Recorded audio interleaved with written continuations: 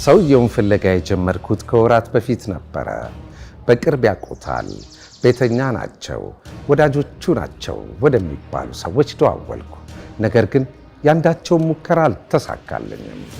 አንድ ሌሊት ድንገት ከተኛሁበት ብድግ ብዬ የአሜሪካን ድምፅ ሬዲዮ ባልደረባ ወደ ሆነችው እንደ ታናሽ እህቴ ወደማያት ጋዜጠኛ ስልክ መታው። እገሌን ፈልጌ ነበር አልኳት በቀጥታ። አድራሻውን ታውቂዋለሽ? ከደቂቃዎች በኋላ ስልክ ቁጥር ሰደደችልኝ። ዛሬ ተሳካልኝ። ናይሮቢ ኬንያ ላይ ያገኘሁት። ባለፉት 10 ዓመታት በኢትዮጵያ የፖለቲካ ሂደት ውስጥ ግንባር ቀደም ከሚባሉት የሀገራችን ፖለቲከኞች መሃል አንዱ ሆነው ይጠቀሳል። አድናቂና ነቃፊዎቹ መሳ ለመሳ ናቸው። በርካታ ደጋፊዎች ያሉትን ያህል የሚቃወሙት፣ የሚጠራጠሩትና ዛሬም ድረስ በአይነ ቁራኛ የሚከታተሉት ጥቂት የሚባሉ አይደሉም። ክስና ወቀሳ የሚዘንብበት፣ ውዳሴና ሙገሳ የሚርከፈከፍለት፣ አነጋጋሪና አከራካሪ፣ በእርግጥም ደግሞ አወዛጋቢ ሰው ነው። እኔ ከመታሰሬ በፊት ሁለት ነገር እየመጣ እንደሆነ እርግጠኛ ነበር። ወይ እገደላለሁ ወይ እታሰራለሁ። እና ቤቴ ውስጥ ሁለት ሻንጣ አዘጋጅቼ ነበር። አንደኛው ፒጃማ ያለው እስር ቤት የሚሄድበት፣ አንደኛው ነጭ ታቃ ያለበት የምቀበርበት። ከሁለት አንዱ እየመጣ እንደሆነ ግልጽ ነበር። ጃዋር መሐመድ ስለ ትናንቱ እናወሳለን፣ ስለ ዛሬው እናነሳለን፣ ስለ ነገው እንወያያለን። ጤና ይስጥልኝ፣ እንደምን ሰምታችኋል?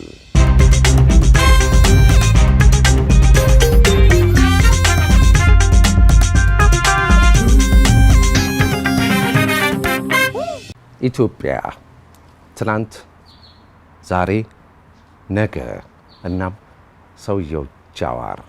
በእነዚህ 4 ነጥቦች ዙሪያ ሰፋ ያለ ውይይት እናድርጋለን። መነሻና መንደርደሪያችን ግን ከዚህ ይጀምራል። ሰኔ 22 2012 ሰኞ ምሽት ታዋቂው ከያኒ ሃጫሉ ሁንዴሳ ተገደለ። ዜናው እጅግ በጣም አስደንጋጭ ነበረ። ያኔ አንተ የት ነበርክ? ዜናው እንዴት ሰማ? በምን መልኩ ደረሰ? ቤት ነበርኩ። ከሰዎች ጋር አምሽቼ ሰዎች ሄደው ወደ ቤድሩም እንደገባው አንድ የመንግስት ባለስልጣን ደወለ እና ልጁን መቱት ነው ያለኝ። የቱን ስለው ሃጫሉን አለኝ። ለምን ያህል እንደሆነ እንጃ ደነዘዝኩ። እንደገና ጠየቅኩት ደግሜ ምን መታው? እንደዚህ ተመቶ አለኝ፣ ነገረኝ። በጣም ነው የደነገጥኩት። በጣም አስፈሪ የሆነ ስሜት ተሰማኝ። ለረጅም ጊዜ ቆየ። ፕሮባብሊ ከ5 ደቂቃ በኋላ ነው እንደገና ወደ ማጣራት፣ ሌሎች ወደ መጠየቅ የሄድኩት እና ሃጫሉ የግል ጓደኛ የነበረ፣ ለኛ ህዝብ ደግሞ አይከን የነበረ፣ የልብ ትርታውን ሲናገርለት የነበረ ነው። በእኛ ህዝብ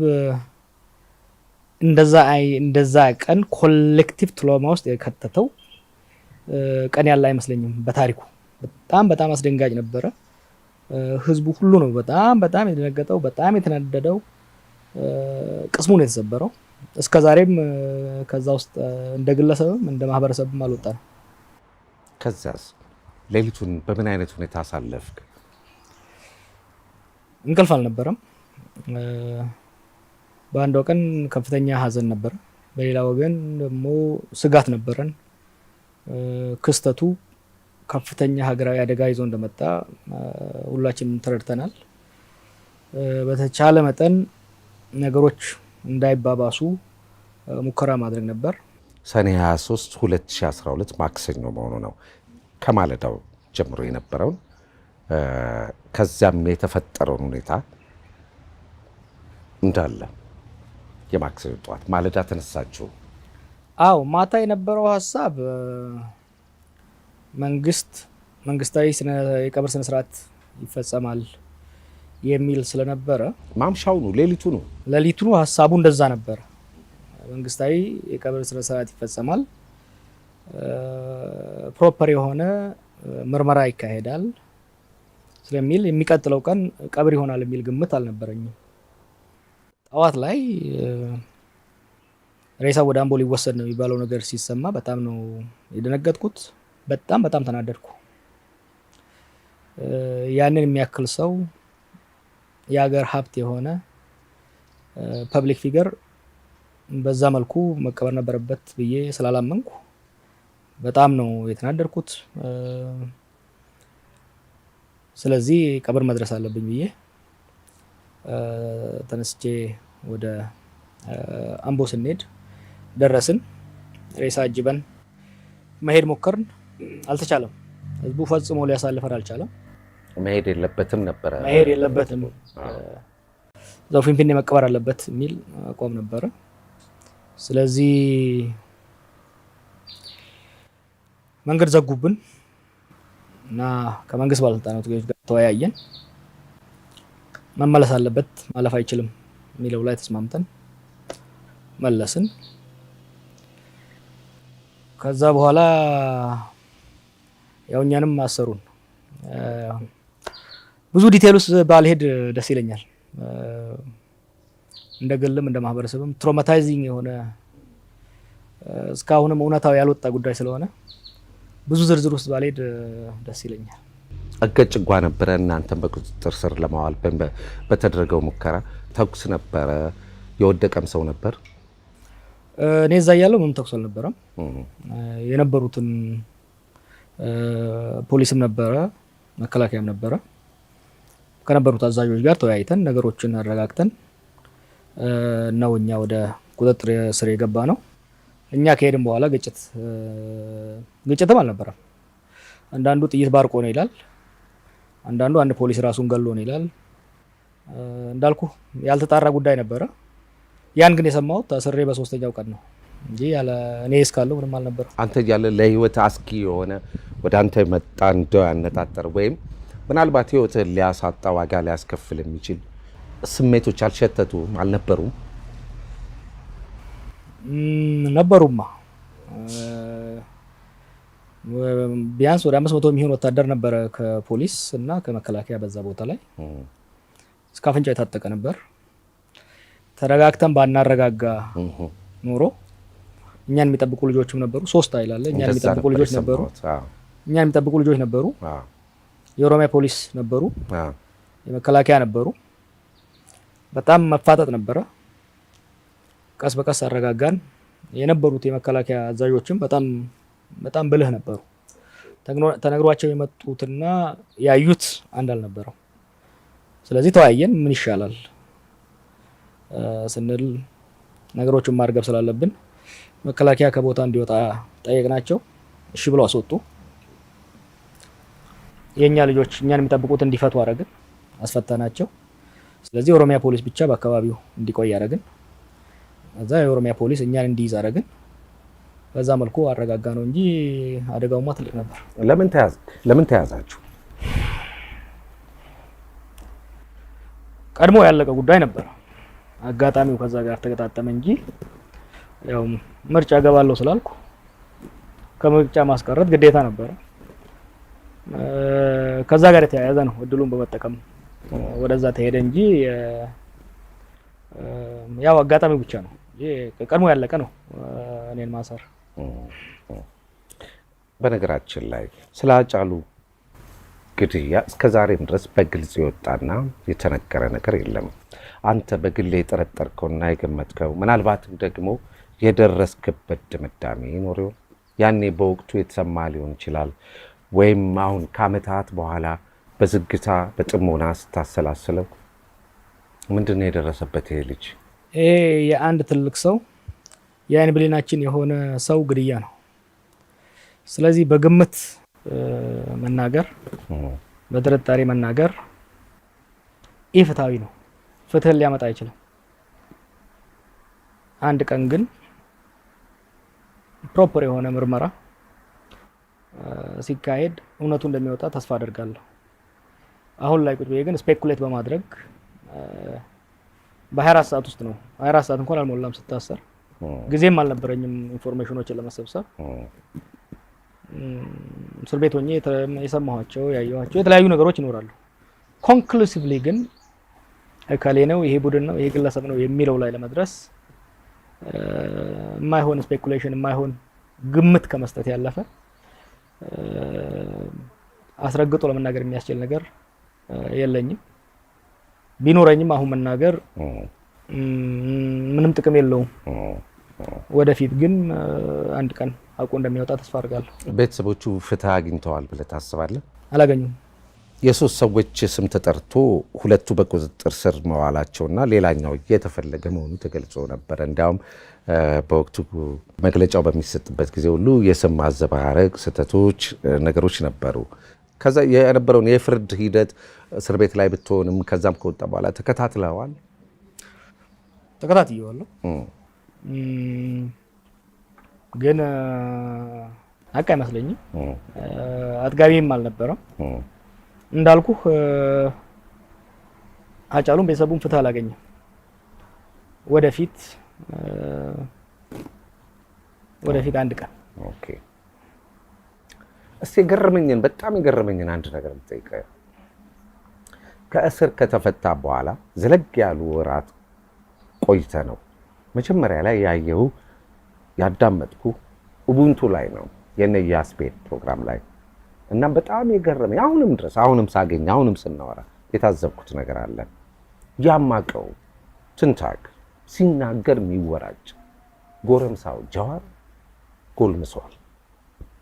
ያ ደማሚት ቃላትን እየወረወረ በግለት የሚናገረው ጃዋር ለዝቧል፣ ሰክኗል። በአጠቃላይ ቀድሞ የነበረ መንፈስ፣ የጋለ ስሜትና ድምጸት፣ አካላዊ ገጽታ ጭምር ተቀይሯል። በጣም ነው የገረመኝ። ምንድን ነው የለወጠ?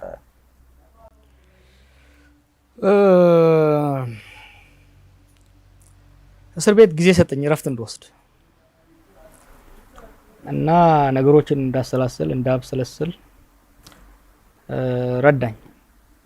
አየህ ምናልባትም 10-12 ዓመት ጀምሮ በፖለቲካ አክቲቪዝም ውስጥ ነው የቆየሁት እና ስታሰር እድሜ ወደ 34 አካባቢ ነበር፣ 33-34። ስለዚህ ለ20 ምናምን ዓመት አክቲቭ የሆነ ፖለቲካ ውስጥ ነበር የቆየሁት እና ጉርምስናው አለ፣ ቁጭቱ አለ፣ እልህ አለ። ያ ሁሉ ተደራርቦ በፉል ስፒድ ነበር ሲሄድ ነበር። ኦኬ። እስር ቤት እንደገባው የመጀመሪያ 3 ሳምንት ተኛው። እንቅልፍ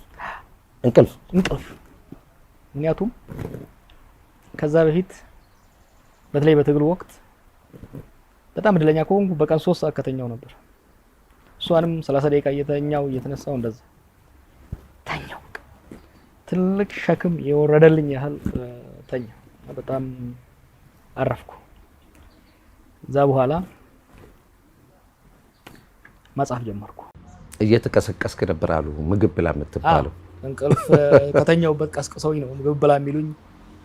ሽንት ቤት የሚወስዱኝ ከእንቅልፍ ቀስቅሰውኝ ነው እና በጣም ተኛው እና የሆነ ሸክም ወረደልኝ ከ3 ሳምንት ከምናምን በኋላ። ከዛ መጻፍ ጀመርኩ።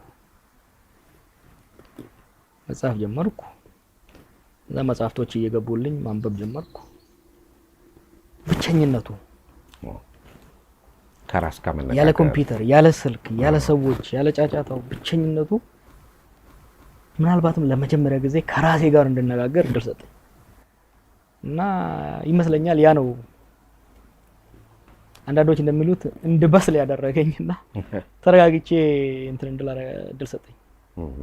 ምናልባትም ቀደም ሲል ከአነሳው ጥያቄ ጋር ተዛምዶ ይኖረዋል ብዬ የምገምተውን አንድ ሀሳብ ልጥቀስ፣ እንደው ሳትደብቅ ንገረኝ። ጃዋር ተከበበ የተባለ ጊዜ የተቀሰቀሰው የደጋፊዎችህ ቁጣ፣ የተፈጠረው አደጋ የሚዘነጋ አይነት አይደለም። ሰኔ 23 2012 ግን በአጭር ቃል አራዳዎቹ እንደሚሉት ወፍ አልነበረም።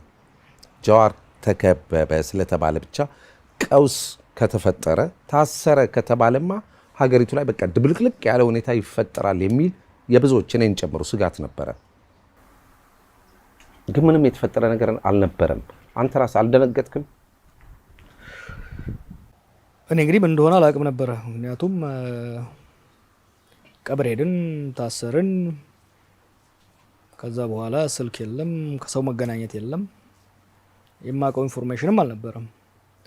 ነገር ግን የነበረው ሾክ ከልጁ መገደል ጋር ተያይዞ የነበረው ሾክ በሾክ ላይ ሲመጣ ትደነዝዛለህ፣ አንዳንዴ ያዝዛል እና ያም ይመስለኛል። ነገር ግን እኔ ከመታሰሬ በፊት ሁለት ነገር እየመጣ እንደሆነ እርግጠኛ ነበርኩ። ወይ እገደላለሁ ወይ እታሰራለሁ። እና ቤቴ ውስጥ ሁለት ሻንጣ አዘጋጅቼ ነበር። አንደኛው ፒጃማ ያለው እስር ቤት የሚሄድበት፣ አንደኛው ነጭ ጣቃ ያለበት የምቀበርበት። ከሁለት አንዱ እየመጣ እንደሆነ ግልጽ ነበር ለኔ። ሳይኮሎጂካሊ እኔ ሬዲ ነበርኩ።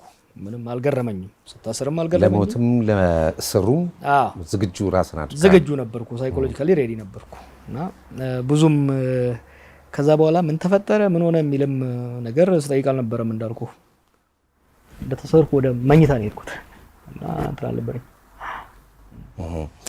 እንዲህ አይነቱ ነገር ግን ሰዎች ላይ በተለይም ፖለቲከኞች ላይ የሚያሳድረው ተጽዕኖ የሚፈጥረው ስሜት አለ። ምክንያቱም ብዙውን ጊዜ የምንመካው እታገልለታለሁ ሞትለታለሁ በምንለው ህዝብ ነው። ፖለቲከኞች እንደዛ ነው ስሜት ያላቸው እና አንተ እታገልለታለሁ በምትለው ህዝብ ወይም በደጋፊዎች ላይ የነበረ እምነት አልተሸረሸረም? ምንም መጥቶ ያስፈቱ አንድ ቀን ያሳድሩ አላድርም እስር ቤት አይነት ስሜት በውስጥ አልነበረም? አልነበረም። ሪሜምበር እኔ እኮ የፖለቲካል ሳይንስ ተማሪ ነኝ። የስቴት ፓወርን ምንም ብታደርግ የስቴት ፓወርን አንደርስቲሜት ማድረግ የለብህ። አይደለም ረጅም እድሜ ያላት ስር የነደደ ቢሮክራሲ ያላት እንደ ኢትዮጵያ ተውና በጣም ፍራጃይል የሆኑ ስቴቶች ራሱ ያላቸው ካፓሲቲ ቀላል አይደለም። ስለዚህ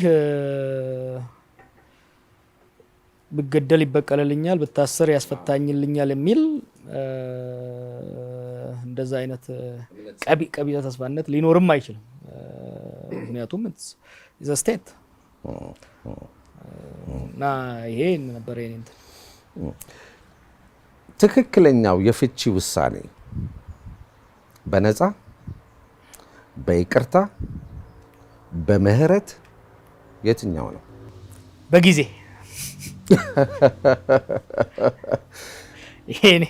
የኔ መታሰር አስፈላጊነት በነበረበት ጊዜ ታሰርኩ።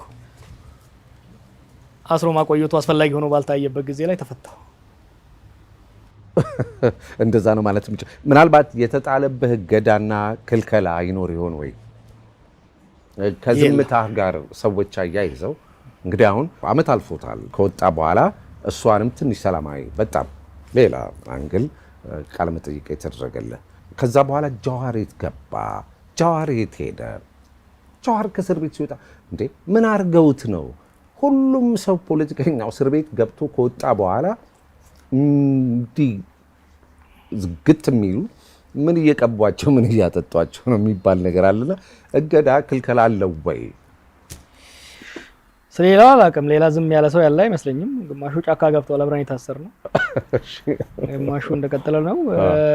እኔ ምንም እገዳ አልተደረገብኝም፣ ግን በራሴ ላይ ያደረኩት እገዳ አለ። እንዳልኩ ከ20 ምናምን አመት የፖለቲካ ሩጫ በኋላ እና አንድ አመት ተመንፈቅ ከራሴ ጋር ለመነጋገር ሪፍሌክት ለማድረግ የራሴንም የሀገሬንም ወደፊት በምን ቢሄድ ይሻላል የሚለውን እንዳስብ እድል ነበረኝ። ሁለተኛ እኔ ስታሰር የነበረችው ኢትዮጵያና እኔ ስፈታ የነበረችው ኢትዮጵያ የተለያየች ነች። በነዛ በ3 አመት ውስጥ የነበረው በጣም ሁለት የተለያዩ ሀገራት ማለት ይችላል። እኔ ስታሰር ገና ዳመና እየሰበሰበ ያለበት ጊዜ ነበር። እኔ ስወጣ ሀገር በጦርነት ጎልፍ ተጥረቅልቃ በእሳት ወላፈን እየተቃጠለች ያለች ሀገር ናት። እና ሳልወጣ ቁጭ ብዬ አስቤ የወሰንኩ ውሳኔ ነበረ። አንድ ተሰሚነት እንዳለው ሰው፣ አንድ በዛ ሀገር ላይ ጥሩም መጥፎም ሊፈጥር እንደሚችል ሰው፣ ሆኖም ደግሞ ለሀገሬና ለሕዝቤ በጎ ምኞት እንዳለኝ ሰው ምን ባረግ ነው ሀገሬን ሕዝቤን ልረዳ የምችለው ምን ባረግ ነው ብዬ ሳስብ በወላፈን እየተቃጠለ ባለ ሀገር ላይ የኔ መናገር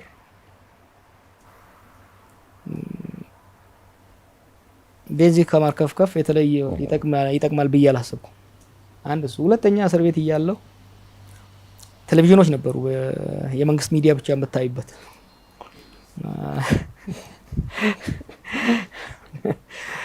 እና እዛ ላይ የማከብራቸው ፕሮግሬሲቭ የነበሩ ሞዴሬት የነበሩ ግለሰቦች ተቀይረው አብደው አየኋቸው። በትግራይ ጦርነት ጊዜ የተሻለ ማወቅ የነበረባቸው ለማወቅ ደግሞ ልምዱም ትምህርቱም ያልነበራቸው ሰዎች ወደ ሰይጣንነት ተቀይረው በቴሌቪዥን አየሁ እና በጣም ፈራው፣ በጣም ደነገጥኩ እና እዛ ላይ መቀላቀል አልፈለኩም ወጥቼ። ስለዚህ የወሰንኩት አፌን መከፍት ከሆነ ስለ ሰላም መናገር አለብን። ከዛ ውጪ ግን ትንታኔ በመስጠትም ሆነ በመርገምም ሆነ በማሞገስም ሆነ የማንኛውንም እየተዋጋ ያሉ ፋክሽኖች ሳይድ ወስጄ መናገርም ምን ማድረግም የችግሩ አካል መሆን ነው። ነገሮችን ማባባስ ነው እንጂ የህዝብን ስቃይ ማባባስ ነው እንጂ ማራዘም ነው እንጂ ጥቅም የለውም ብዬ ስላሰብኩ ከመነገር መቆጠብን በራሴ ወስኜ በራሴ ላይ አድርጌ የሄድኩት ማዕቀብ ነው። ብዙ ሰዎች እንደሚገምቱት እኔ ከፖለቲካ ውጭ አይደለሁም። በጣም ኢንቮልቭ ነኝ።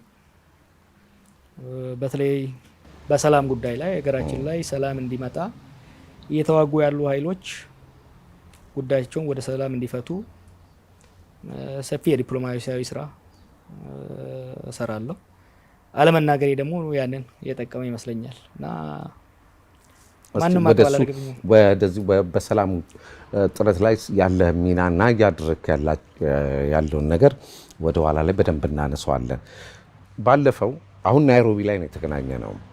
ኢትዮጵያ አዲስ አበባ ወደሚገኘው መኖሪያ ቤት ብቅ ብዬ ተጨዋውተን ነበረ እና በአካል ያገኘው ለመጀመሪያ ጊዜ እዛ ጊዜ ነው እና በጣም በቃ ጃዋር እንዲህ አይነት ሰው ነው እንዴ እያልኩ ነው የወጣሁት እና በጣም ገርሞኛል። በጣም በቀለለ ሁኔታ ፍሬንድሊ ያወራ ነው የተጨዋወት ነው ብዙ ነገር በጣም ነበረ ደስ ያለኝ። ግን ስገባ ወደ ግቢ በጣም በስነ ስርዓት ብጥር አድርገው የሚፈትሹ ጠባቂዎች ስልኬን ሁሉ አስረክቤ ነው የገባሁት። መንግስት የመደበልህ ጥበቃ ነው። አሁንም ከመንግስት ጋር አታችመንት አለ ነው? የመንግስት ጥበቃ አይደለም፣ የግል ግቢ የሚጠብቁ ልጆች አሉ። እንደምታውቀው ያው ብዙ ጊዜ እዛ አልኖርም፣ ውጪ ነው የምኖረው። ያው ካሉ አንዳንድ ስጋቶች አንጻር እንደዛም የከበደ ሴኩሪቲ አይደለም። አንድ ሁለት ልጆች የሚጠብቁ አሉ። ለህይወት ትሰጋለህ? የሚያሰጉ ነገሮች አሉ? የሴኩሪቲ ሰዎች አለ ይላሉ። ለእኔ ግን ህይወቴ ስጋት ይልቅ ከኔ ጋር ተያይዞ እዛ ሀገር ውስጥ ምንም ነገር እንዲፈጠር ስለማልፈልግ ሪስክ አቮይዳንስ ወስደ። እስቲ ወደ ኋላ ልመልሰ። ለውጥና የለውጡ መባቻ። በለውጡ መባቻ ራስህን የትግሉ መሐንዲስ፣ የለውጡ ካልኩሌተር አድርገህ ገልጸሃል ወይም ተጽፈሃል እንደዛ። በሌሎች ብዙ ወገኖችም ዘንድ የትግሉ ግንባር ቀደም መሪ ተደርገህ ተስለሃል። አመጣሁት የምትለው የኛ ትግል ያመጣው ለውጥ ነው የምትለው ለውጥ ያኮራሃል ዛሬ? እንግዲህ ያሰብነውና ያለምነው ነው ወይ የሆነው አይደለም። ግን ወደ ኋላ ተመለሰን ብናየው ያደረግነው ነገር ማድረግ ነበረብን በሚገባ። እኔ ብቻ አይደለሁም፣ በሚሊዮኖች የተሳተፉበት ህዝባዊ ትግል ነው። በዛ ውስጥ አስፈላጊውን የሆነ የስትራቴጂክ አመራር ከሌሎች ጋር ሰጥቻለሁ። ይሆናል ተብሎ በማይታሰበው ውስጥ ስር የሰደደ አይነቀነቅም የተባለ አምባገነናዊ ስርዓትን በሰላማዊ ህዝባዊ ትግል ለውጥ እንዲቀበል ማድረግ ችለናል። የኛን ኃላፊነት ተወጥተናል። ማስቀጠሉስ ላይ ያ ህዝባዊ እንቅስቃሴ ነበር። ህዝባዊ ሰላማዊ ትግል ነበር። ህዝባዊ ሰላማዊ ትግል ስርዓትን መለወጥ ነው የሚችለው። ስርዓት መገንባት የፖለቲካ ክላሱ የፖለቲካል ኤሊቱ ኃላፊነት ነው። አየህ ትግሉን ዲዛይን ስናደርግ እነዚህ ነገሮች ካልኩሌት አድርገን ነበር። በተለይ ደግሞ የአረብ ስፕሪንግ በጣም ኢንፍሉዌንስ አደረገን። ሰላማዊ ትግልን አጠናን ከጋንዲ ጀምሮ ኦል ዘ ዌይስ ከከለር ሪቮሉሽን ኢስተርን ዩሮፕ ላይ ዲሞክራሲያዊ ለውጥ እስካመጣው ድረስ በቲዮሪም በተጨባጭም በየአካባቢው ሄጄ ሳጠና ነበር። ይሄን አጥንቼ ጨርሼ ወደ ኢትዮጵያ ላይ እንዴት ስራ ላይ ይውላል የሚለው ንድፍ ሀሳብ እየሰራው እያለሁ የአረብ ስፕሪንግ ተፈጠረ እና የአረብ ስፕሪንግ ሲፈጠር መጀመሪያ ኤግዛይትመንት ነበረ። ህዝባዊ ትግል ለውጥ እያመጣ ነው፣ አምባገነኖችን እያንኮተኮተ ነው የሚል። ከዛ ቀጥሎ የመጣው ውጤት ግን በጣም አስደንጋጭ ነበር። እንደ የመን፣ ሲሪያ፣ ሊቢያ ሀገሮች ወደ ወጣለት የእርስ በርስ ጦርነት ገቡ። እንደ ግብጽ ደግሞ ካውንተር ሪቮሉሽን እንዲሆን አደረገ።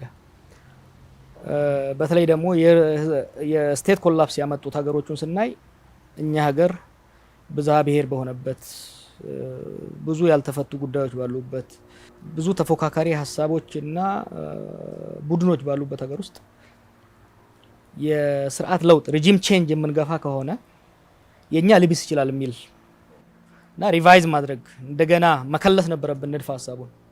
ስለዚህ ነው ኢህአዴግን ከመገልበጥ ኢህአዴግን ተጭነን በኢህአዴግ ውስጥ ለውጥ የሚፈልግ አመራር ወደፊት እንዲመጣ ማድረግ ይሻላል፣ ጥገናዊ ለውጥ እንዲመጣ ወደሚለው ነው። ይሄን ነው አንዳንድ የፈራናቸው ነገሮች ተከሰቱ። የእርስ በርስ ጦርነት አንዱ የፈራንበትና ኢህአዴግ ራሱን እንዲለውጥ ይሻላል፣ ሌላ ኃይል ከውጭ የምናወጣ ከሆነ ኮንትራዲክሽኑ ከልክ በላይ ይሰፋና ኢሚዲየትሊ ወደ ብሔር ተኮር የእርስ በርስ ግጭት ልንገባ እንችላለን ከሚል ነው። የሚተዋወቁት አብሮ የኖሩት ከዛ ውስጥ ጥገናዊ ለውጥ ሊያመጡ እነሱ ይሻላሉ በሚል ነው። ይሄን ነው የፈራ ነው። ግን መጨረሻ ላይ መጣ። ግን ከኛ but we did all we can። ጠቅላይ ሚኒስትር አብይ ወደ ስልጣን ከመጡ በኋላ ለውጥ ከለውጡ በኋላ የለውጡ መንግስት ለውጥ እየተባለ በተደጋጋሚ ሲነገር ይሰማል። ኢትዮጵያ ከምን ወደ ምን የተለወጠችው? ለውጥ አለ። አንዳንዱ ለበጎ፣ አንዳንዱ የከፋበትም ችግር አለ። ግን እኛ ሀገር ብቻ አይደለም፣ ብዙ ሀገር ውስጥ ለውጥ ይመጣል። የለውጡ ፔሪድ 1 አመት 2 አመት ያን ፕሮፐር የምትይዘው ከሆነ ወደ ዲሞክራሲያዊ፣ ወደ ልማታዊ፣ ወደ ተረጋጋ ሰላማዊ ስርዓት ወደ መገንባት እድል ሊኖር ይችላል። እነዛን አጭር የለውጥ ጊዜ ደግሞ ፕሮፐርሊ የማትጠቀመው ከሆነ ወይ ወደ አዲስ አምባገነናዊ ስርዓት የምትሄድበት ወይ ወደ እርስ በርስ ጦርነት የምትሄድበት። የሚገርመው እነዚህን በሙሉ አስቀድመን አጥንተን አቮይድ ለማድረግ ሞክረናል። ታስታውስ እንደሆነ ኮመን ሮድ ማፕ ያስፈልገናል። ኤሊት ባርጌን ያስፈልጋል። ወደ ምርጫ ከመቸኮል ይልቅ የኒው አዲስ ሶሻል ኮንትራት ያስፈልጋል። አልተተገበሩም እንጂ አልተተገበሩም። አድማጭ ማግኘት አልተቻለም። ትግሉን የመጀመሪያ ትግሉን በደንብ ፕላን አድርገ ነው ካሰብነው ፍጥነት በላይ ነው የተሳካልን። ከዛ በኋላ ግን ሾፌሩ ሌላ ነበር። የኛ ሚና በተቻለ አንዳንዴ እንደ ረዳት መሞከር ነበር፣ አንዳንዴ እንደ ተሳፋሪ መጮህ ነበር። አልተገበረም። ያ እንደምታየው ችግር ፈጠረ። ጃዋር አሁን በለውጡ ላይ በኢትዮጵያ ምን አይነት ለውጥ ያስፈልጋታል የሚል ሪሰርች እስከ መስራት እስከ ማጥናት ድረስ ተናግራል። ከዚህ ቀደምም የሚባሉ ነገሮች አሉ። አንተን ግን አሁን ለምሳሌ በአመራር አባላት መካከል ያሉ በስልጣን ላይ የተቀመጡ ከፍተኛ የመንግስት ሹማምንት፣ የፓርቲ መሪዎች አንተ በገለጽከው መጠን ለትግሉ አስተዋጽኦ እንዳበረከት አይናገሩትም። ራሳቸውን ነው ፊት ለፊት የሚያቀርቡት። ምናልባትም ደግሞ አሁን በቅርቡ በአሜሪካን ሀገር የሚገኝ አንድ ሰው ሲናገር የሰማሁት አብይና ለማ አሜሪካ መጥተው አንድ ወቅት ሆቴሉ ውስጥ ጠርተው አነጋግረው ነበርና ቃል በቃል ሲነግሩኝ ጃዋር እኮ ከጀርባ ነው እንጂ ያለው እኛ ህይወታችንን ሰጥተን ጠመንጃ ይዘን ነበረ ሶፋ ላይ እየተኛን የምናድረው እኛ ያመጣነው ለውጥ ነው አይነት ስሜት ሊሆን ይችላል። ሁሉም ሰው ሚና ነበረው። የህዝባዊ ትግል ነው። የሁሉም ትብብር የነበረበት ትግል ነው። ስለዚህ የአንድ ግለሰብ ብቻ ሊሆን አይችልም። ሁሉም ሚና ነበረው። ነገር ግን እኮ ይሄንን ትግል ከድሮ ትግል ለየት የሚያደርገው ፉሊ ዶክመንትድ የሆነ በፌስቡክ ሲተላለፍ የነበረ ማመን ሲያደርግ እንደነበረ የሚታይ ጉዳይ ነው። ያም ሆነ ይህ ግን ሰፋ አድርገው ካየኸው መንገድ የሚዘጋው ሰልፍ የሚወጣው ወጣት፣ ከውስጥ ኢንፎርሜሽን የሚሰጠው የመንግስት ሰራተኛ፣ በተለያየ መልኩ የሚዲያ ካምፔን የሚያደርገው፣ ሚዲያውን ሰስቴን ለማድረግ የሰው ቤት ጠርጋ ልጆቿን ልብስ መቀየር ሲገባት ኮንትሪቢዩት የምታደርገው እናት፣ ሁላችንም ተባብረን ያመጣ ነው ለውጥ ነው። በግለሰብ ደረጃ የሚቻልም አልነበረም።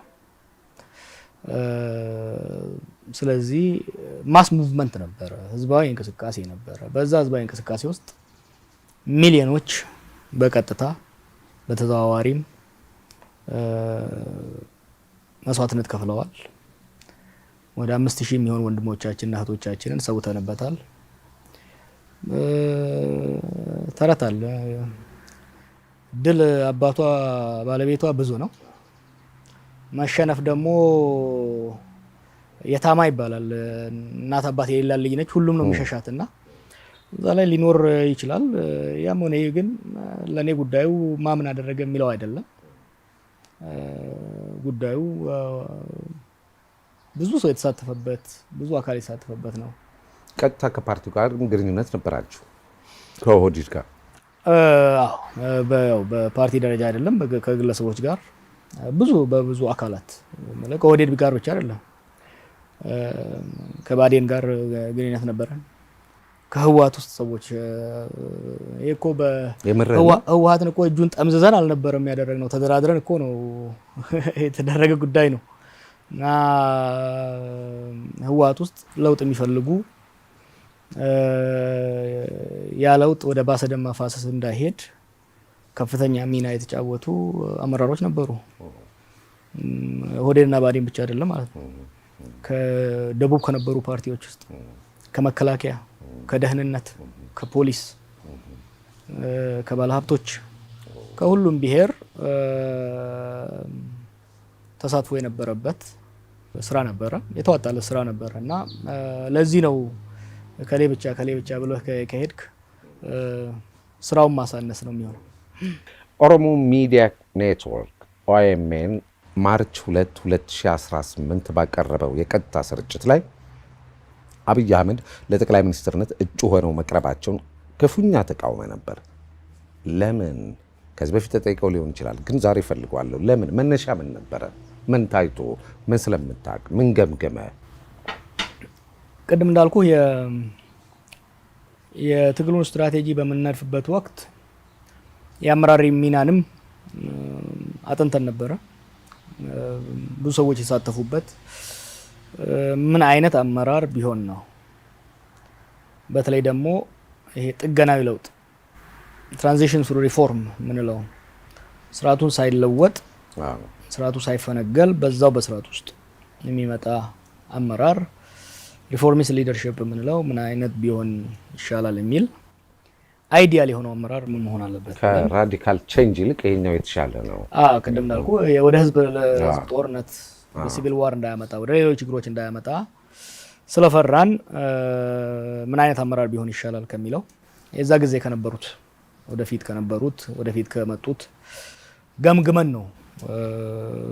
የኔ ብቻ አይደለም ሌሎችም ተሳትፈውበት ገምግመን ይሻላል ከሚል ነው ወደዛ አቋም መሄድ የቻልኩት። ልክ ነበርክ ማለት ነው? ያንን ለአንተና ለአድማጮች ተዋዋለሁ። እሺ፣ በለውጡ ዋዜማና መባቻ እጅግ በጋለ ስሜት አጽንኦት ሰጥተህ ከተናገርካቸው ጥቂቶቹን ልግለጽ። ጎረምሳው ጀዋር በቃ አሁን አጠገብ ያለው ፊት ለፊት የማየው የረጋው እንደ አዛውንቱ ሳይሆን ጎረምሳው ብንፈልግ ኖሮ በጣም በስሜት ነው። ብንፈልግ ኖሮ አዲስ አበባን ከበን በ24 ሰዓት ውስጥ ቀለበት ውስጥ አስገብተን መቆጣጠር እንችል ነበር። የሀገሪቷ እጣ ፈንታ በእኛ እጅ ላይ ነው። እንደዚህ ሁሉ ትላለህ ብድግ እያልክ ነው። ኢህአዴግን እኮ በቦታው የተውነው ሆን ብለን ነው። ኦሮሚያን መገንጠል ብንፈልግ ኖሮ ማንም ሊያቆመን አይችልም ነበር። አሁንም ከፈለግን ምንም ኃይል አያቆመንም። ይህን ደግሞ በመንግስት ውስጥ ያሉ ሰዎች ጭምር ያውቁታል። እዚች ሀገር ላይ ሁለት መንግስት አለ፣ የአብይና የጀዋር እስከ መባልን ተደርሶ ነበረ። እነዚህ ያልካቸው ነገሮች በእርግጥም ግን እንደው ያጉርምስናው ነው ወይስ ማድረግ ይቻል ነበረ ወይ? እንዲያ የተማመንክበትና እጅግ አድርገህ የተመካበትስ ኃይል ማን ነው? ማን ነበረ? ጀዋርን በዚያ ስሜት በዚያ መንፈስ ሙሉ በሙሉ 100% በእርግጠኝነት ስሜት ነው በወኔ ነበር ትናገራቸው የነበሩት እነዚህን ቃላትና ምንድን ነበር ከጀዋር ጀርባ? እኔ ጀርባ ህዝብ ነበር።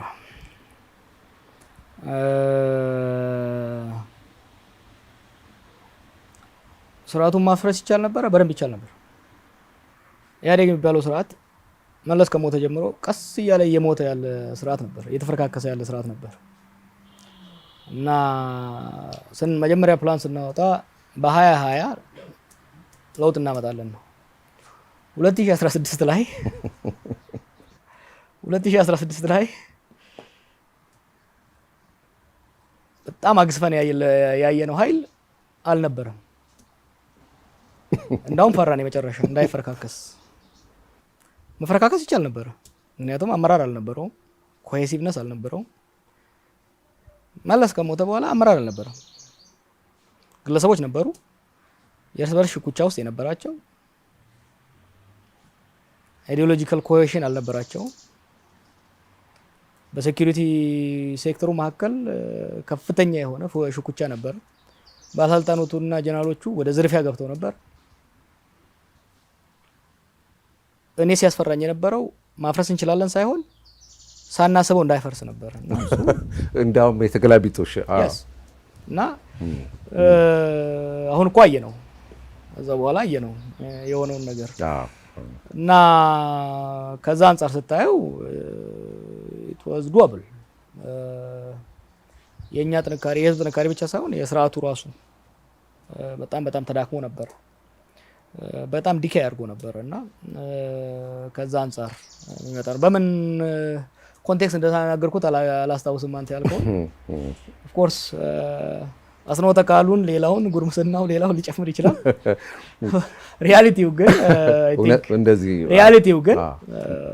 እኔ ያውቀው ነበረ ሰው የነበረውን ሁኔታ ተበታትኖ ለሀገር አደጋ የሚሆን አንዳንዴ ስታየው ብንተው ራሱ ዋይዝ የሆነው ዲሲዥን አንዱ ህወሓት መጨረሻ ላይ አንዱ ዋይዝ ያደረገው ዲሲዥን ማዕከላዊ ስልጣን ለመልቀቅ መወሰኑ በጣም ዋይዝ የሆነ ዲሲዥን ነበርና በሁለቱም ወገን እኛም ጥገናዊ ለውጥን ለመቀበል መወሰናችን ህወሓቶችም ወደ ኋላ ለማፈግፈግ መወሰናቸው ሀገርን ያዳነ ይመስለኛል እንጂ እኛም ብዙ አልተባለለትም እንጂ አዎ እኔ ልድገመው አሁንም እንደሚባለው ህወሓት ያኔ ታንኩንም ባንኩንም ነበረው እስከ መጨረሻው መታገል ይችል ነበር። የኛም ስትራቴጂ አስተዋጽኦ አድርጓል። ሬጂም ቼንጅ ከማድረግ ይልቅ ጥገናዊ ለውጥ እንዲመጣ እንደ አልተርኔቲቭ ማቅረባችን እነሱም ሲሪያ ላይ እኮ አይተነዋል። በተለይ ደግሞ ከማይኖሪቲ ግሩፕ የሚወጣ ሩሊንግ ክላስ ኤግዚስቴንሻል ትሬት ይመጣብኛል ብሎ ካሰበ በተለይ አሁን በኋላ የመጣው ነገር ይመጣብኛል ብሎ ቢያስብ በትረ ስልጣኑ ይዞ እስከ መጨረሻው ቢሄድ ለራሱም ለሌላውም አደጋ የሚደርስበት ሁኔታ መፍጠር ይችል ነበር እና ህወሓቶችም በሳል ውሳኔ ነው የወሰኑት። በተለይ ይሄ አንድ 45 ቀን ቁጭ ብለው የተወያዩበት ስብሰባ በጣም ጠቃሚ ስብሰባ ነበረ። ሪስፖንስ ከኛም ሳይድ ደግሞ ፋታ የመስጠትና ጊዜ የመስጠት አብሮ የመሄድ ነገሮች ነበሩ። ከጀርባ ብዙ ንግግሮች እና አሁን ስም መጥራት ምናምን አያስፈልግም እንጂ ብዙ ሚና የተጫወቱ የህወሓትም የብአዴንም የኦህዴድም አመራሮች ነበሩ። ክሬዲት የማያገኙ ምናልባትም ብሌም የሚደረጉ ሲኒየር አመራሮች ነበሩ በዚህ ውስጥ ከፍተኛ ሚና የነበራቸው። ይሄ በሰዎች ላይ የመንጠልጠል በቃ ጉዳይ በተለይ በመሪዎች ላይ የመንጠልጠል ጉዳይ ሀገራችንን እንደው አንድ እርምጃ ወደፊት ሁለት እርምጃ ወደ ኋላ ያደረጋት የመጣ አይመስልም። እንዴት ነው ኢንስቲትዩሽን መገንባት በዚህ ሁሉ ዘመናት ያልተቻለው? ኮሎኔል መንግስቱ ከሀገር ሲወጡ እንዳለ ስርዓቱ ፈርሷል። ቅድም እንደጠቀስከው አቶ መለስ ሲሞቱ ብዙ ነገር ኮላፕስ አድርጓል። ለምንድን ነው ስርዓት ይቀጥል ሰዎች መሪዎች ሲሞቱ ለምንድን ነው አገር የሚፈርሰው? አገር እንደገና ወደ ኋላ የሚመለሰው? ወይም ከስልጣን ሲነሱ ለምንድን ነው ኢንስቲትዩሽን በበቂ ደረጃ እንደሌሎቹ ሀገራት ገጭ እንኳን በተፈጠረ ቁጥር መሪዎች ላይ ሀገር ተመልሶ ወደ ኋላ ነው እየሄድን ያለ ነው። ውሃ ቅዳ ውሃ መልስ አይነት አካሄድ ነው ያለው። ይሄ እንዳይመጣ ምንድን ነው መደረግ ያለበት? ለምንድን ነው የማይሰራው? ለምንድን ነው ያልተሰራው? የእኛም ሀሳብ እኮ የነበረው እሱ ነው። ሪጂም ቼንጅ ፉል ብሎን ሪቮሉሽን ከሚሆን ይልቅ ያለው ፓርቲ ራሱን እንዲለውጥና ወደ ዲሞክራሲ የሚደረገውን ሽግግር ራሱ እንዲመራ ብናደርግ ኮንቲኒቲ ቀጣይነትን፣ ተቋማዊ ቀጣይነትን ማስፈን ይቻላል። አብዮታዊ ለውጥ በምታደርግበት ጊዜ ያለውን አፍርሰህ ነው አዲስ የምትገነባው። ስለዚህ አፍርሰን መገንባት ሳይሆን የተወላገደን እያቃናን የተበላሸን እያስተካከልን መሄድ ነው የሚሻለን። ይሄን ለማድረግ ደግሞ አብዮታዊ ለውጥ ሳይሆን ጥገናዊ ለውጥ ነው የሚሻለው የሚለው መደምደሚያ ላይ ገብተን በአቅማችን በዛ ወቅት በነበረን እውቀት በዛ ወቅት በነበረን ኢንፎርሜሽን ወደዛ እንዲሄድ ነው ያሰብነው። ያው ሞከር ነው። አሁንም ቢሆን ከዚህ በፊት የነበሩ ስርዓቶች ማንኛውም ስርዓት ጥሩ የሚሰራው ነገር አለ፣ የሚያጠፋው ነገር አለ። ጥፋትን እያስተካከልክ ጥሩን ደግሞ እያስቀጠልክ መሄዱ ነው የሚበጀው። ወደፊትም ይሄንን ነው መከተል ያለብን ብዬ ነው የማስበው። ከዚሁ ከለውጥ ጋር በተያያዘ አንድ ስም ልጥራ። ኦቦ ለማ መገርሳ የለውጡ ፊት አውራሪ ከሚባሉት አንዱ እሳቸው ነበሩ። ከለውጡ ባቡር ቀድመው የወረዱትም እሳቸው ናቸው። ምን የተፈጠረ ይመስላል? ያን እሱኑ ብትጠይቀው አይሻልም? እሺ፣ ምናልባት እንደ ፖለቲከኛ እንደ ግምገማ አንተ የደረስክበት አብራችሁ ልታወሩ ልትጨዋወቱ ሚስጥሩንም እውነቱንም እንደምታውቀው ሙሉ በሙሉ እርግጠኛ ነኝ። እሱ ሚስጥሩን አትንገረኝ፣ ግን እንደ ፖለቲከኛ ምንድነው የገመትከው? ለምን ተለዩ? አይ ቲንክ አንድን ግለሰብ ሌላን ግለሰብ ነጥለን ማየት ሳይሆን ፍጥነቱ አስደናቂ ስለነበረ ነው ያለ ነው። እንዳልኩህ የመጀመሪያው 1 አመት 2 አመት ሁሌም ለውጥ ሲመጣ ወሳኝ ነው። በነዛ 1 አመት 2 አመት የሃኒሙኑ ዘመን አለ አይደለም፣ የምድሮ በአማርኛ ቢባለው የጫጉላ ሽርሽር የሪቮሉሽን የለውጥ የጫጉላ ሽርሽር ጊዜ ሰብሰብ ብሎ የጋራ ሮድማፕ ፍኖተ ካርታ ቀርጾ በጋራ እየመከሩ የጋራ ትልምና ህልምን ይዞ መንቀሳቀስ አለመቻል ወደ መጋጨት፣ ወደ መገፋፋት፣ ወደ መኮራረፍ ይሄዳል። ብዙ ሰዎች ህይወት እኮ የቀጠፈብን ነው። ሳረን የሚያክል ትልቅ የሀገር ባለውለታ እነ ዶክተር አምባቸውን የመሰሉ ሰዎችን እና ጫሉ የመሰሉትን ከዛ ወዲህ ደግሞ ወደ ሚሊዮን ህዝብ የቀጠፈብን ነው። ስለዚህ የለማ ብቻ ሳይሆን በአጠቃላይ የለማንም በዚህ ውስጥ ነው አካተም ማየት ያለብንና አንዳንዱ ከተፈጸሙ ስህተቶች አንዳንዱ ስህተቶች የሚወልዷቸው ሳይድ ኢፌክት ሆኖ የተፈጠረ ነውና እሱን እንግዲህ ለወደፊት ስናረጅ የምንጽፈው ወይ ደግሞ ሌላች ታሪክ ተመራማሪዎች ግጥም አድርገህ እየጻፍክ እንደሆነ ሰምቻለሁ። መረጃው አለኝ። ምንም እንደምትጽፍ መቼ እንደሚወጣ በምን ቋንቋዎች እንደሆኑ ከነርዕሱ ጭምር ኢንፎርሜሽን አለኝ። እሱን እንግዲህ ራስ ካወራ ወይም ጊዜው ሲደርስ የምንነጋገርበት ነገር ይሆናል።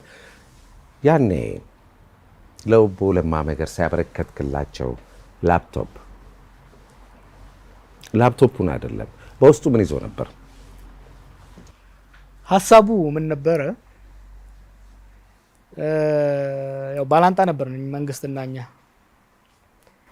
ስለዚህ ያ ለውጥ ያመጣው መንግስትን ሲዋጋ የነበረው ሲታገለው የነበረው ከመንግስት ተቋማት ጋር ጠላት የነበረው ወጣት ከመንግስት ጋር መታረቅ ነበረበት። ለውጡ የሚሳካ ከሆነ ሁለት ኃይል አሁን ሁለት መንግስት ጀዋራ ያሉ የሚሉት ያ አልነበረም። እኔ ስለ ነበረው ሁለት ኃይል አለ። ሁለት ኢንጂን እንደ ጄት ከወሰድከው አንዱ የስቴት ተቋማት የመንግስት ተቋማት ናቸው። ሌላው የህዝባዊ ኃይል ነው። ሁለት ኢንጂን ነው በዛ ጊዜ የነበረው ማለት ነው። ይሄ ሁለቱ ኢንጂን አብሮ የሚሰራ ከሆነ ለውጥን ሊያሳካ ይችላል። ይሄ ሁለቱ ኢንጂን ግን አንዱን እየነቆረ ከዛ በነበረው የሚቀጥል ከሆነ ለውጡን ያጨናግፋል የሚል ግምገማ ነበረኝ። ስለዚህ ላፕቶፑን ስሰጥ የነበረው ላፕቶፑ እንግዲህ ያው ያ እንቅስቃሴ በከፍተኛ ሁኔታ ሲንቀሳቀስ የነበረው በሶሻል ሚዲያ ፕሮባብሊ ለመጀመሪያ ጊዜ ሶሻል ሚዲያ በከፍተኛ ደረጃ በህዝባዊ እንቅስቃሴ ውስጥ የተሳተፈው ከአረብ ስፕሪንግ በኋላ ኢትዮጵያ ውስጥ ነው እና ያው በታንክ አይደለም ለውጥ ያመጣ ነው፣ በመትረየስ አይደለም፣ በክላሽ አይደለም። በዛ በፊት የነበሩ ለውጦች በክላሽ ነው የመጡት። ይሄኛው ግን ሞስትሊ በሶሻል ሚዲያ ስለመጣ አሁን የትግል ፖለቲካ፣ የኮንፍሮንቴሽን፣ የመታገል ያብቃ፣ የትብብር ፖለቲካ ይምጣ። በለውጥ ለመምራት ኃላፊነት የወሰደው ኃይልና ለውጡን ኃይል ሆኖ ያመጣው ወጣት አብሮ ይስራ፣ ይስማማ። ስልጣን ላይ ያለው አካል ወጣቱን እንዳይጠረጥር፣ ወጣቱም ይህን ኃይል እንዳይጠረጥር ተደማምጠው ተደጋግፈው ወደ ታሰበው እንዲደርሱ ነበረ። እዛ ላይ ያረኩትም ንግግር ካየኸው ለረጅም ጊዜ የሬዚስታንስ ፖለቲክስ የትግል ፖለቲካ ስናራምን ነበር። አሁን ደግሞ ወደ ገቨርናንስ ወደ አስተዳደራዊ ፖለቲካ መግባት አለብን የሚለውን ነው እንግዲህ ሀሳቡ ያን ያረኩት። የሰማሁትን እንግዲያውስ እኔ ልናገር። ለውጡን ደግፈው ከውጭ ሀገራት የመጡ ሰዎች በክልልና ፌዴራል መንግስት ሊሰጣቸው የሚገባውን ኃላፊነትና የስልጣን ደረጃ ከነስም ዝርዝራቸው፣ እድሜያቸው፣ የትምህርት ደረጃቸውና የሙያ ብቃታቸው የያዘ ፕሮፖዛል ነበረ። እዛው አጠገብ ያለ በጣም ታማኝ ከምለው ምንጭ ያገኘሁት ነው። በቃ ማንም ምንጭ እንዳታምነው እንግዳው አይደለም። ኮምፒውተሯ አክቹአሊ ለረጅም ጊዜ አብራኝ ቆይታ በጣም የደከመች ኮምፒውተር ነበረች። ገደል ኮምፒውተሯ እንትኗን አይደለም የለም እንደዛ ውስጡ ኖ አክቹአሊ ሰዎች በዚህኛው ሹመት ገሌ በዚህኛው ወንበር ምናምን የሚል ፕሮፖዛል አልነበረውም። አክቹአሊ አንዱ የምተቸው እሱን ባለማቅረቤ ነው። አብረን ከውጭም ሆነ ከውስጥ ስንታገል ይሄ የፖለቲካ ድርጅት አልነበረም፣ ህዝባዊ እንቅስቃሴ ነው። ሃይራርኪ ያልሆነ ሚኒስትር፣ ሊቀመንበር፣ ምክትል ሊቀመንበር፣ ጸሐፊ ምናምን ያለው አይደለም። ሁሉም ሰው እንደ እውቀቱ እንደ ችሎታው ሲሳተፍበት የነበረ ነው። ስለዚህ የፓወር ሼሪንግ ልጠይቅበት የምትችለውም ሁኔታ አልነበረም። ያ ብቻ ሳይሆን አብዛኞቻችን የራሳችን ኑሮ ያለን አሁን ከሀገር ቤት የነበሩ ግማሾቹ ፋርማሲስቶች ነበሩ፣ ግማሾቹ ዶክተሮች ነበሩ፣ ግማሾቹ ሎየሮች ነበሩ። የፖለቲካ ስልጣን የመያዝ ፍላጎቱም አልነበራቸውም። ፓወር ሼሪንጉ ሳይሆን ሪኮመንድ ማድረግ ያ አልነበረውም። የማስታውሰው አንድ የነበረን ውይይት እሺ ምን እናድርግ፣ በተለይ ውጭ ያለ ነው የተወሰኑ ሀገር ያሉትም ምን እናድርግ ስንል 3 አማራጭ ነው ያለው በግለሰብ ደረጃ የሚወሰን። ከመንግስት ጋር መስራት የሚፈልግ መንግስትን መቀላቀል፣ አይ በተቃዋሚ ይሻለኛል የሚል ወደ ተቃዋሚ መቀላቀል፣ አይ ሁሉን የፖለቲካ አልፈልግም የሚለው ወደ ፕሮፌሽኑ ተመልሶ መስራት ይችላል። ይሄ ደግሞ ግለሰባዊ ውሳኔ ነው። እኔ እስከማውቀው ድረስ አንድም ሰው ስልጣን ይገባኛል ብሎ የጠየቀም አልነበረም። አንድም ሰው በፕሮፖዛል የቀረበም የለም። እንደዛ አይነት እንትንም አልነበረም። ከቀድሞም ራሱ ስንወስን ኢህአዴግ ራሱ ችግር ስላለበት ራሱን ችሎ ከሄደ ራሱ ትልቅ ነገር ነው። ሌላ መቀላቀል አለበት የሚል ግምት አልነበረም። የት ነው ያሉት? ትገናኛላችሁ ወይ? ያው አልፎ አልፎ በአካል በስልክ ምን ይሰራሉ? ይህንንም እሳቸውን ብጠይቅ እንዳትለኝ ይሻላል። ምክንያቱም ምን እየሰሩ ነው? እንዳልኩ ብዙ ነገሮችን ላለመናገር በራሴ ላይ ማዕቀብ ስላረኩ ከራሴ ያለፈ ብዙ ነገር ብተወው ጨርሶ ከፖለቲካው ዓለም ተገልለዋል፣ ራሳቸውን አግልለዋል ብለህ ታስባለህ? እኔ እንጃ። እኔ ከራስ ጋር ብቻ መክረስ አይመስለኝ። እገዳና የምር ክልከላ የለብህም? ምንም ክልከላ የለብኝም ከራሴ በስተቀር። አረ እኔ ጸባይ እንደውም ከከለከልከኝ ይብስብኛል።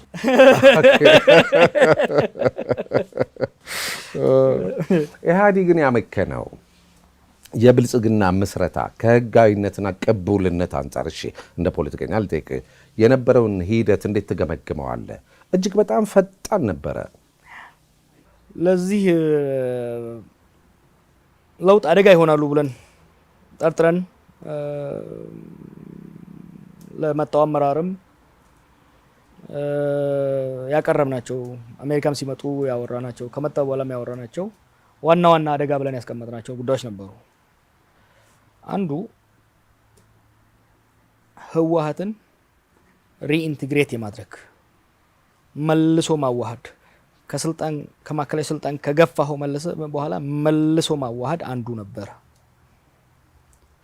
ሁለተኛው በትጥቅ ትግል ሲንቀሳቀሱ የነበሩ ኃይሎች ኦነግ፣ ኦብነግ፣ ግንቦት ሰባት እነዛን ኃይሎች አሳምኖ በፕሮፐር በሆነ መልኩ ኢንቲግሬት ማድረግ። ይሄን ማድረግ ሌላው ለለውጡ አደጋ ይሆናል፣ ይሄንን ፕሮፐርሊ ማድረግ አለብን የሚል ነበር። ሶስተኛው ከኤርትራ ጋር ያለውን ጉዳይ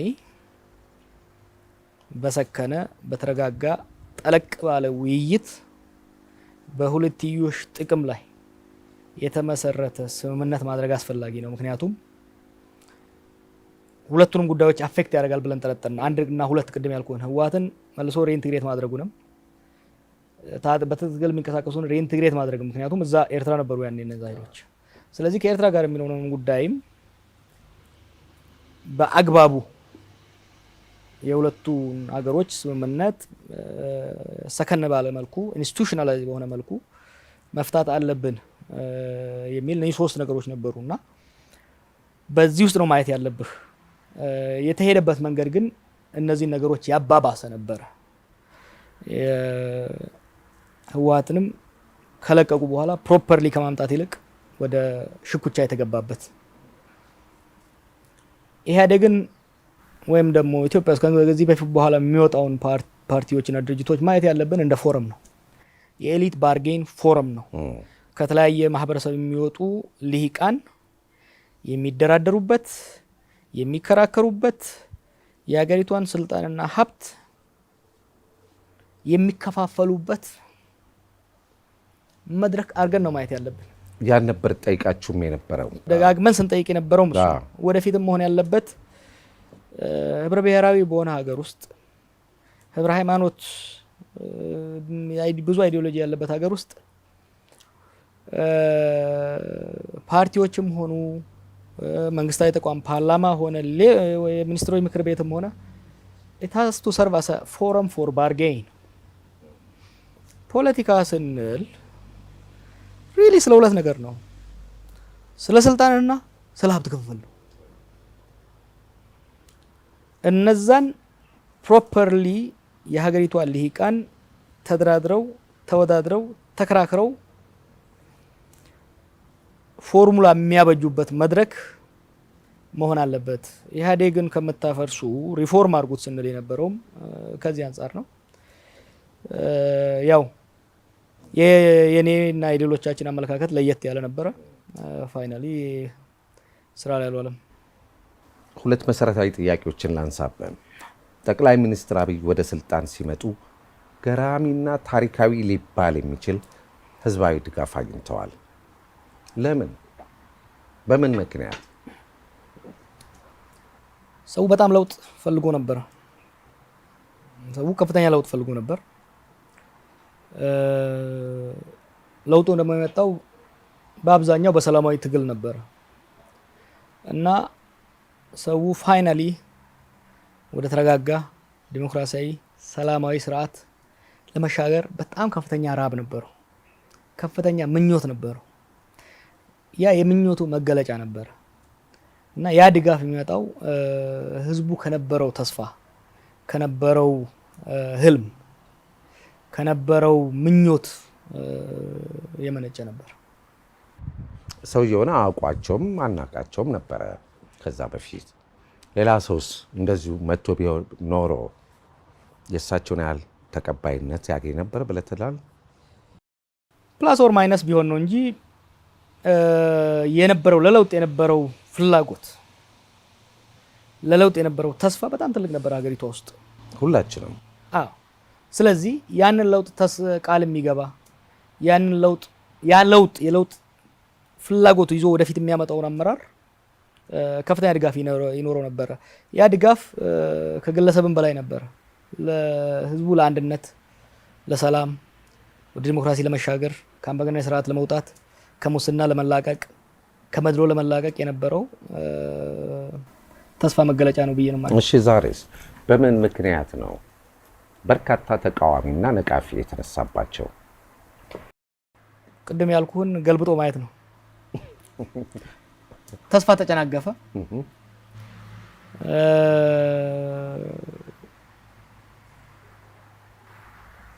unmet expectation በጣም ሃይ ነበር አየህ የነበረው ግምት የነበረው ተስፋ የነበረው ህልም በጣም ከፍተኛ ነበር የህዝቡ ያ ሳይሆን ቀርቶ በተገላቢጦሹ ወደ ግጭት ወደ ጦርነት ወደ ኢኮኖሚ ቀውስ ስንገባ ደግሞ ወደ ከፍተኛ ንዴት ቁጭት ተስፋ መቁረጥ ገባ ሰው እና ያ ነው እና ህዝባችን ባለፈው 5 አመት የሄደበት በጣም ትልቅ ኮሌክቲቭ ትራውማ ውስጥ ነው የገባው የኛ ሀገር ህዝብ ከዛ ከትልቅ ተስፋ ከዛ ከትልቅ ኢነርጂ ወደ ኮምፕሊት ሆነ ኦፖዚት ሄደን የእርስ በርስ ጦርነቱ ስንገባ ህዝባችን ቅስሙን የተሰበረው ህዝባችን በጣም ዲስአፖይንትድ የሆነው እኔ አሁን ሀገር ሲሄድ የዛ ስሜት ኤርፖርት ላይ ነው ፊቴን የሚመታኝ በኢትዮጵያ ኤርላይንስ ከሆስተሶቹ ነው የምታየው ያ እንዴት እዚህ ደረስን የሚለው ብዙ ጊዜ ስለቀጠንኩም ብዙም ኮፊያ ደፍቼ ስለሚሄድ አያውቁኝም ካወቁኝ በኋላ መተው ምንድነው የሆነው ነው የሚጠይቁትና ይሄ ነው ህዝብ ውስጥ እንዲህ አይነት ችግር የፈጠረው የጠቅላይ ሚኒስትሩ ደጋፊዎች የነበሩት ወደ ተቃዋሚነት ጎራ የተቀየሩት 1 የፌደራል መንግስት ሰራዊት መቀሌን ለቆ መውጣት 2 የአቦይ ስብዓት መፈታት 3 የፕሪቶሪያው ስምምነት እነዚህን 3 ነጥቦች ዋነኛ ምክንያት አድርገው የጻፉ አሉ ትጋራዋለህ ወይስ ትሞግተዋለህ? በጠቅላይ ሚኒስትሩ ላይ ከደጋፊነት ወደ ተቃዋሚነት ስለተቀየሩ ወገኖች ነው የማነሳብህ። በምክንያትነት ብለው የጻፏቸው ትቀበለዋለህ? አሳንሶ ማየት ይሆናል። ለኔ ፕሮሰስ ማተርስ። መጀመሪያውም ድጋፉ ምን ነበረ? ድጋፉ በስትራቴጂ ላይ የተመሰረተ ነበር ወይ? ሼርድ የሆነ ቫሊዩ ላይ የተመሰረተ ነው ወይ? ወይስ የጋራ ባላንጣን በመቃወም ላይ የተመሰረተ ነበር ወይ? ትዝ ካለህ እንደወጣው በሰጠሁት ኢንተርቪው ላይ እንደወጣው አካባቢ ጊዜያዊ ተኩስ አቁም ነበረ ትግራይ ላይ።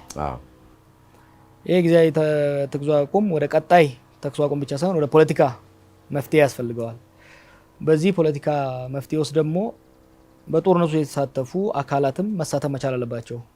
ፒስ ሜኪንግ ዋር ሜኪንግ ውስጥ የተሳተፉ የዋር ኮአሊሽን የነበሩት ወደ ፒስ ኮአሊሽን መለወጥ አለባቸው።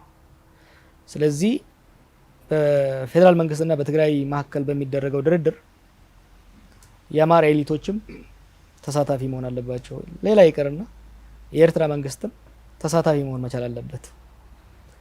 ሰላሙ ለሁሉም ፒስ ዲቪደንድ ማለትም የሰላም ውጤት ሁሉም ተቋዳሽ መሆን መቻል አለበት።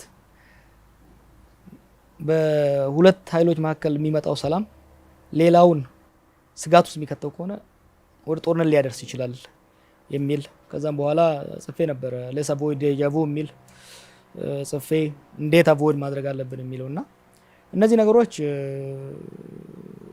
ሊፈቱ ይችሉ ነበር። ምን መሰለህ ባለፉት 5 ዓመታት የተፈጠሩ ግጭቶች የተፈጠሩ ችግሮች ድንገት የተፈጠረ የለም። ፕሬዲክተብል ነበሩ። ኦሮሚያ ውስጥ የተፈጠረው ግጭት ፕሬዲክተብል ነበረ፣ አቮይደብል ነበረ። ማለት መገመት ይቻል ነበር፣ ማስወገድ ማስቀረት ይቻል ነበር። ትግራይ የነበረው ግጭት ከሩቅ ይታይ ነበረ፣ ማስወገድ ይቻል ነበረ።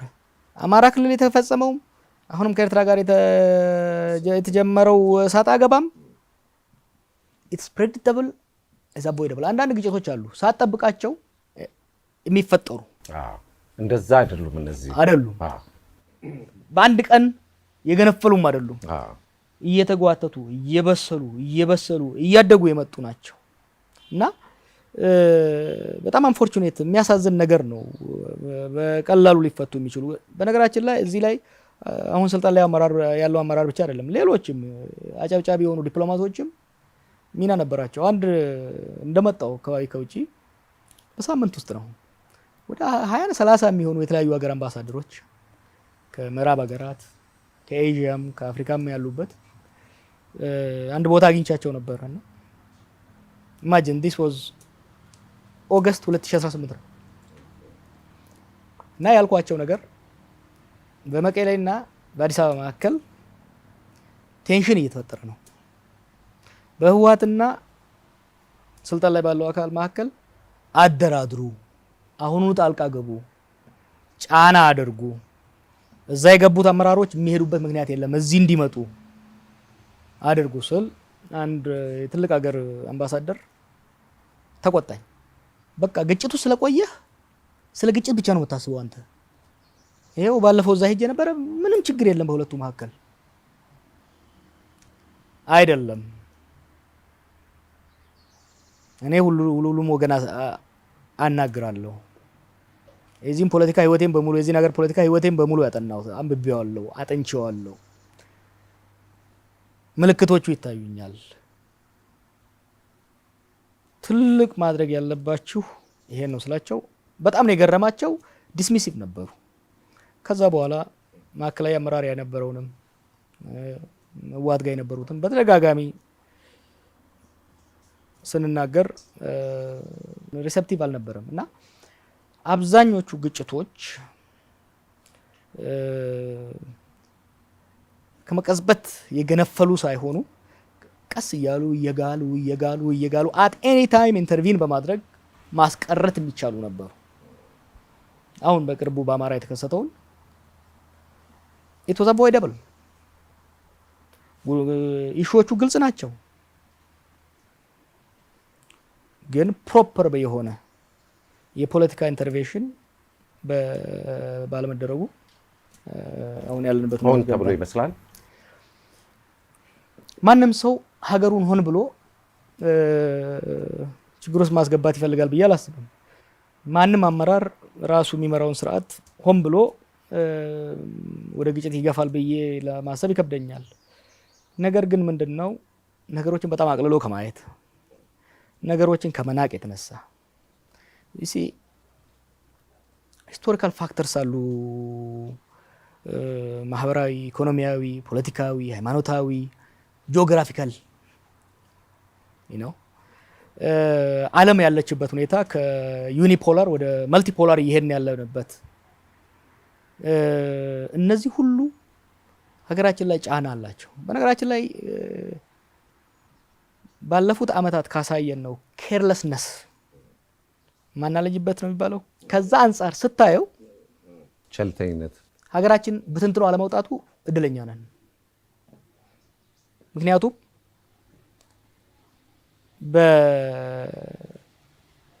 በሲሪያ የተፈጠረው፣ የመን የተፈጠረው፣ ሊቢያ የተፈጠረውን ለመፍጠር የሚያስችል ስህተቶችን ፈጽመናል እና ታስቦበት ችግር ለመፍጠር ታስቦ ሳይሆን ነገሮችን አቅልሎ ከማየት የትም አይደርሱም ከሚል በኃይል እንፈታለን በሚል ስቴት ውስጥ በአንድ ሀገር ውስጥ ኃይል አስፈላጊ ነው፣ ምንም ጥያቄ የለውም።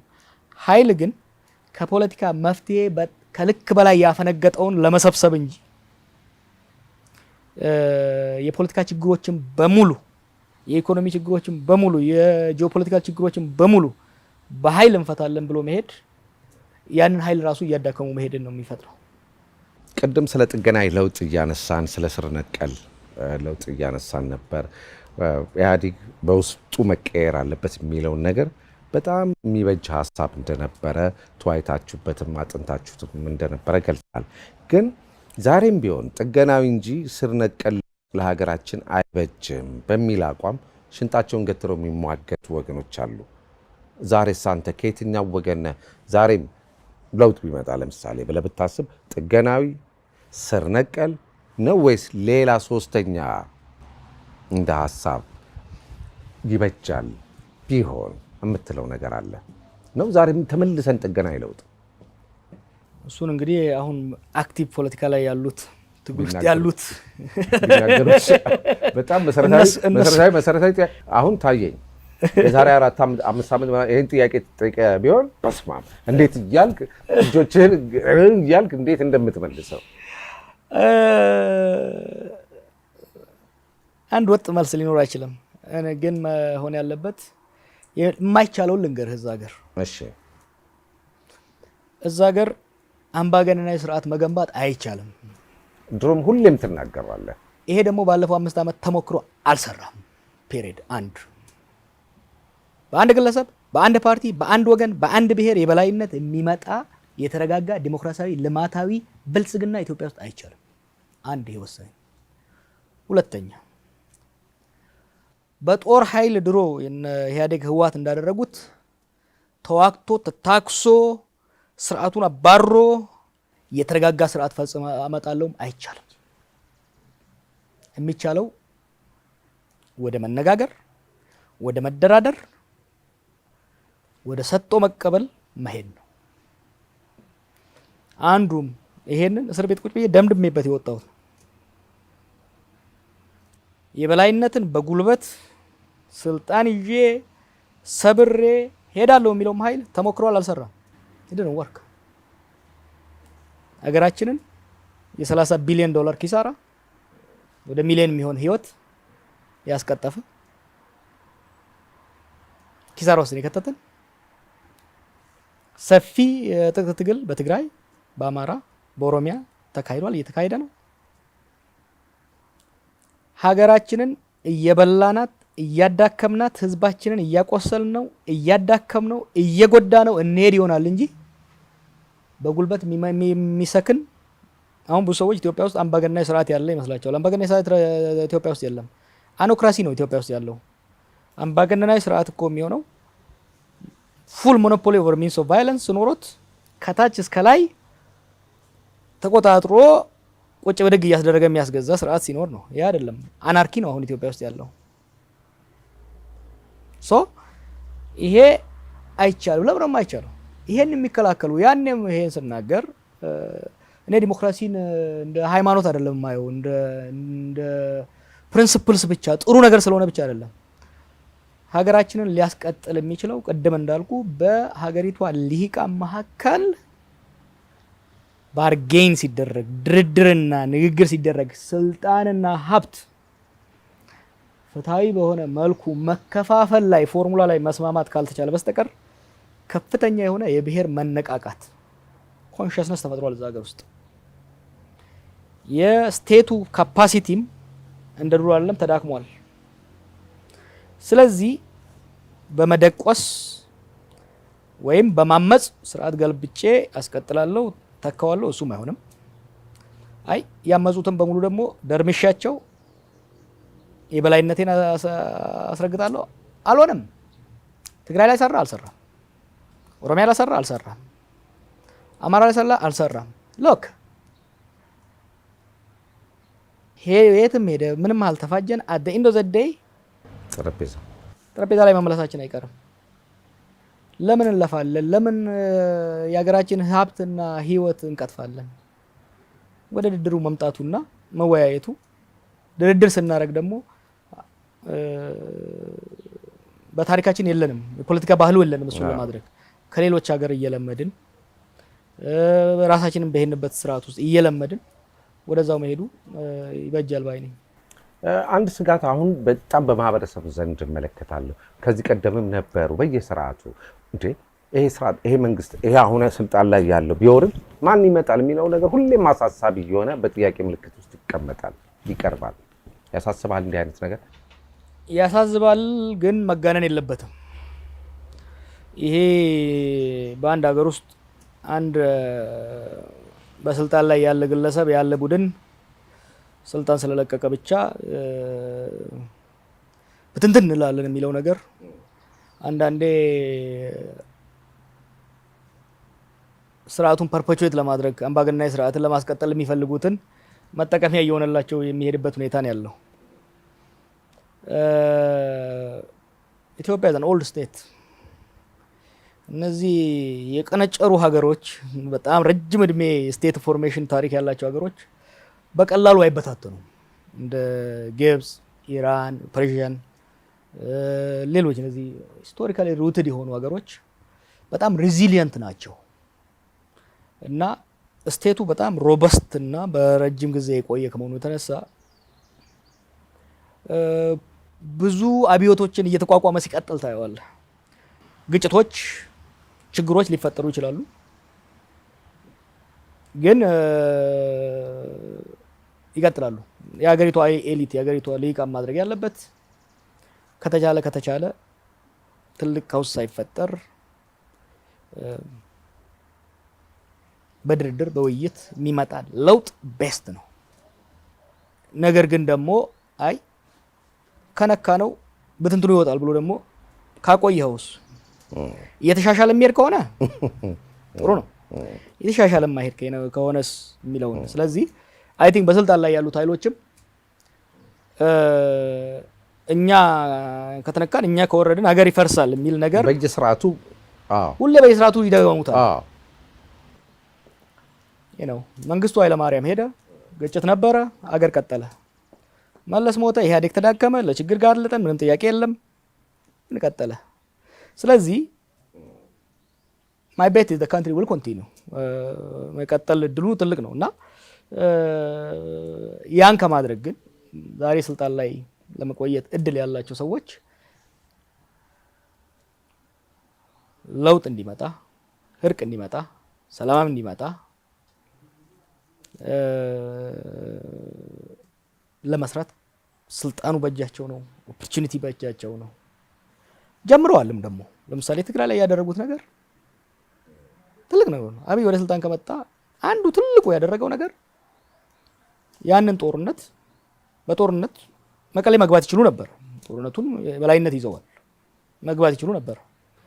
መግባቱን ትተው ግን ጦራቸውን አቆመው ፕሪቶሪያ ላይ በስምምነት መጨረሳቸው ትልቅ ብልሃትነት ነው። ለምሳሌ መቀሌ ቢገቡ ኖሮ ሌላ ሽምቅ ውጊያ ውስጥ ነው የምንገባው እና እንደዛ አይነት ብስለትን እያመጡ መሄዱ አሁንም ሌሎች አስገዳጅ ሁኔታዎች ከጀርባ አልነበሩም? ነበሩ፣ ግን ከዛ የበለጠ እነዛ አስገዳጅ ነገሮች እምቢ ማለትም ይቻል ነበር። የበላይነት ሲኖርህ በለው ነው የሚልህና እምቢ ብሎ መሄድ ይቻል ነበር። ግን ትልቅ ብልሃትነትና ብስለትነት የታየበት ውሳኔ ነበረ የፕሪቶሪያው ስምምነት። ከሁለቱም ወገን ከህወሓትም ወገን ከፍተኛ ብስለት የታየበት፣ ከፌደራል መንግስትም ወገን ከፍተኛ ብስለት የታየበት ነው። ኦፍ ኮርስ ከዛ ወዲህ ቀጥለው የፖለቲካል ጉዳዮችን አለመፍታታቸው እንደ ድክመት ቢታይም አሁንም ከኦኤልኤ ጋር የተጀመረው ድርድር እንገባበታለን። እሱም ለውጥ እናያለን። በአመራር ደረጃ የበለው ጣለው ፈርክሰው ነገር እየቀረ ነው። አሁን ይልቅ የተጀመረ አይመስልም። የበለጠ በጠንካራ ሁኔታ አሁን በተለይ ከዚህ ከአንድ ሳምንት ወዲህ አሁን የሾው የፎርሱ የምናምኑ ያለው ነገር ሰዎችንም ስጋት ውስጥ እየከተ ነው። ወደ ምን አይነት ኃይለኛ ጦርነት የአየር ሁሉ ያለበት ወደዛ ልንገባ ነው ወይ የሚል ስጋት ህዝብ ሰው ጋር ታያለ። የክቡር ጠቅላይ ሚኒስትሩም ንግግር ሰምተዋል፣ አዳምጠዋል። ምን አይነት ትንሽ እንትን ነገሮች ነበሩ። እናሸንፋለን እንደመሰሳለን። ግን ደግሞ ያው በአንድ ወገን እሱን ታየዋለህ። ስቴት ኢዝ ኦልዌይስ ስቴት ሁሌም ጡንቻ ማሳየት ያለባት ነው እና ነገር ግን አሁን ከሁለት ዓመት በፊት እና አሁን እኮ ስታየው ለውጥ አለ። ከሁለት ዓመት በፊት የጦርነት ቲፎዞ በጣም ሀይ ነበር። ሁሉም በለውጥ አለው ነበር። አብዛኛው መንግስት ስልጣን የያዘው ሰውዬና ቡድን ብቻ ሳይሆን ሌላውም ለምን አትለው ለምን አትፈረክሰው ነው። ዛሬ ከጀነራሎች የምትሰማው፣ ከሀገሪቷ ፕሬዝዳንት የምትሰማው፣ ከሚኒስትሮች የምትሰማው ሰላም የሚል ነው። ከጠቅላይ ሚኒስትሩም ጨምሮ ከጠቅላይ ሚኒስትሩም አልፎ እንትን ቢያረግም ለውጥ አለ። ብስለት እየመጣ ያለ ይመስለኛል በተወሰነ ደረጃ። you see it's very important ለውጦች ፖዚቲቭ ለውጦች ሲመጡ ትንሽም ቢሆን አፕሪሺየት ማድረግ አለብን። እኛ ሰላም የምንወደው በምንፈልገው ያህል እንኳን ባይሆን ለሰላም፣ ለአንድነት፣ ለመረጋጋት የሚደረጉ እርምጃዎችን የሚደረጉ ንግግሮችን አፕሪሺየት ማድረግ መቻል አለብን። ባለፉት 2 ዓመታት ምክንያቱም ምንም ይሁን ምን የሰላም ድምጽ የሰላም ፍላጎት በመንግስት ስልጣን ላይ ባሉ ግለሰቦች እየታየን የመጣው ይሄንን በተግባር እንዲያሳዩ ማበረታታት መደገፍ አስፈላጊ ነው። የጠቅላይ ሚኒስትሩ መንበር ወይም ዙፋን የስጋት ወይም አደጋ ሊሆን ይችላል ብለህ የምታስበው ነገር ምን አለ? አይ ዶንት ቲንክ የስርዓቱ ጉዳይ አይደለም። ለሀገር አደጋ አለ። ኢኮኖሚያችን በጣም ተዳክሟል። ዲፕሎማሲ አቋማችን ተዳክሟል።